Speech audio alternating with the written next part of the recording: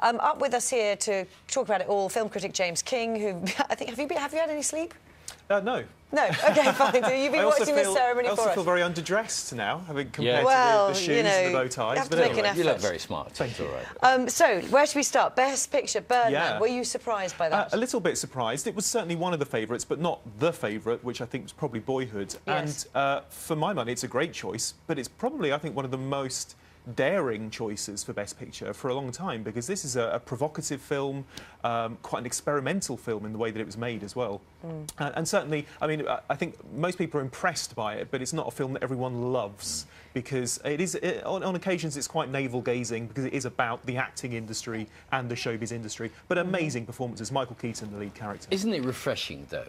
Isn't it refreshing that a film that's sort of slightly out of left field, so to speak, gets the recognition as opposed to the most popular? Absolutely, and I think that the other favourite in the Best Picture category was Boyhood. If that had won, we could also say the same, because that's another experimental film. So I actually think that those two, the fact that they were the front runners, was a really good thing for this year's Oscars. Sometimes at the Oscars you get sort of one film that takes away 9, or you sort of is complete sweeps across the board, but not the case this year. No, we haven't had that for a while. This year it did seem more spread. For example, Theory of Everything with Eddie Redmayne, which was nominated for more than just Eddie Redmayne, but that was the main award that it got. And the reason I pick up on that is because there was such a buzz in the auditorium when he won. It was like people just really wanted it to win something, and when he won, there was a huge cheer for him and a great atmosphere. But when you've won the Screen Actors and you've won the Golden Globe and you've won the BAFTA, you're a shoo-in, aren't you? Well, again, you know, Michael Keaton was possibly going to throw a spanner in the works, but I think... we thought we had Michael Keaton. Oh, that would have been amazing, wouldn't it? That would have been perfect. He's just run away. Yeah. So Eddie Redmayne, and you know, he's been in all his speeches, really paying tribute to Stephen Hawking as well. Yeah, absolutely. And I mean, for my money, it's utterly deserved. It's one of the great acting transformations. I mean, you watch that and you don't for a minute think you're watching Eddie Redmayne. I think it's absolutely the right person to win.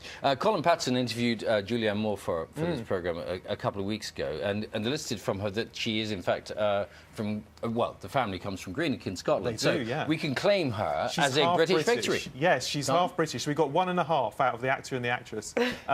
And this is for a film called Still Alice. She's playing someone early 50s with early onset Alzheimer's. And it's another great Julianne Moore performance. In a way, it's probably not radically better than other films she's done, because she's always good. That's the thing with Julianne Moore. It did feel a little bit more like a Lifetime Achievement Award, because she's given so many great performances, and this is yet another one.